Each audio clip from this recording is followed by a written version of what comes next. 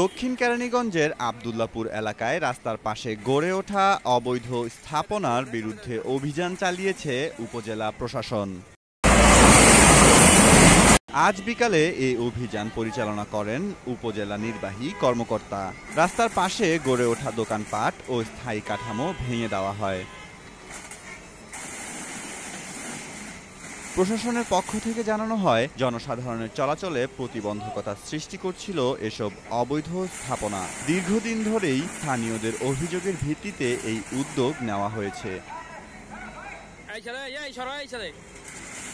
এ সময় সেনাবাহিনীর সদস্যরাও উপস্থিত ছিলেন। প্রশাসন জানিয়েছে, জনস্বার্থে এই ধরনের অভিযান চলমান থাকবে।